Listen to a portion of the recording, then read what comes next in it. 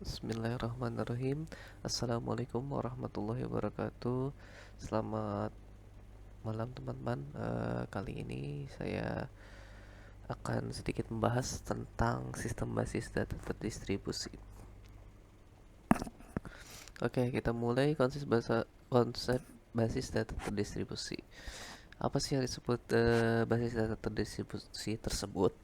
Sistem komputasi terdistribusi adalah sejumlah elemen proses yang terkoneksi melalui jaringan komputer dan saling bekerja sama dalam melakukan suatu tugas. Nah, untuk pengertian basis data terdistribusi yaitu kumpulan basis-basis data yang saling berhubungan secara logika dan tersebar pada sebuah jaringan komputer. Sedangkan sistem manajemen basis datanya itu merupakan pengertian sebuah sistem software yang mengelola basis data terdistribusi. Pada sistem basis data terdistribusi, data disimpan dan tersebar di beberapa tempat. Setiap tempat penyimpanan dikelola oleh suatu DBMS atau Database Management System yang mandiri. Agar tampilan view basis data terdistribusinya transparan, maka harus memenuhi dua hal, yaitu independensi data terdistribusi dan atomisitas transaksi terdistribusi. Nah, untuk jenis-jenis basis data terdistribusinya ini ada dua. Yang pertama itu sistem database terdistribusi homogen, di mana semua pihak atau lokasi memiliki perangkat lunak yang identik atau berbeda-beda, ya, nggak ada yang sama.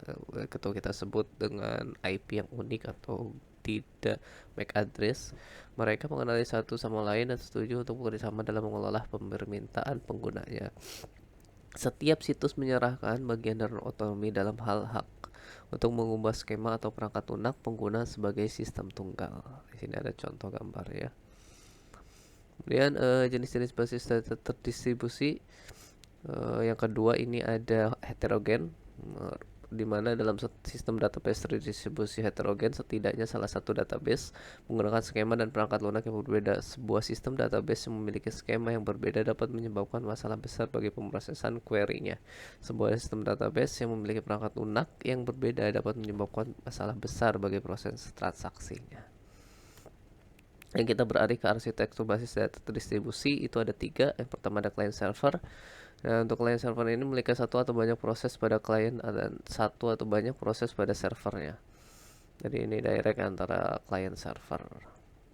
Kemudian ada kedua, ini ada kolaborasi server, di mana dalam arsitektur ini tidak memungkinkan satu query pada client dijalankan oleh multiple server karena tidak ada mekanisme kolaborasi antar server.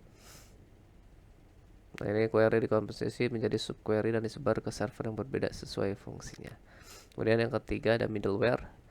Nah, untuk pada sistem ini dapat memungkinkan satu query dijalankan pada multiple server dengan server-server basis data yang tidak mengelola eksekusi pada multi tempat. Nah, ini keuntungan-keuntungan basis data terdistribusi. Yang pertama ada manajemen data terdistribusi dengan tingkat transparansi yang berbeda, keandalan dan ketersediaannya baik, peningkatan performa, ekspansi yang lebih mudah, keeping track of data, proses query yang terdistribusi, manajemen transaksi yang terdistribusi, manajemen replikasi data, pemulihan basis data terdistribusi, keamanannya, dan manajemen direktori atau katalog terdistribusi. Nah, ini penyimpanan data pada DBMS. Relasi disimpan pada beberapa tempat yang berbeda, sets atau nodes. Akses ke relasi secara remote menimbulkan biaya kirim pesan. Oleh karena itu, untuk mengurangi biaya satu relasi dipartisi atau dibuat fragmen atau dirapihkan, diurutkan, atau replika atau dibuat replikanya yang diassign tersebar pada beberapa site sedemikian sehingga penyimpanan dilakukan berdasarkan frekuensi penggunaan lokal agar biaya overhead komunikasi berkurang. Informasi yang berhubungan dengan fragmentasi, alokasi, dan replikasi data disimpan dalam sebuah global directory yang diakses oleh aplikasi DBMS. Oke, mungkin sekian presentasi dari saya. Kurang lebihnya mohon maaf. Wabillahi taufiq wal hidayah. Wassalamualaikum warahmatullahi wabarakatuh.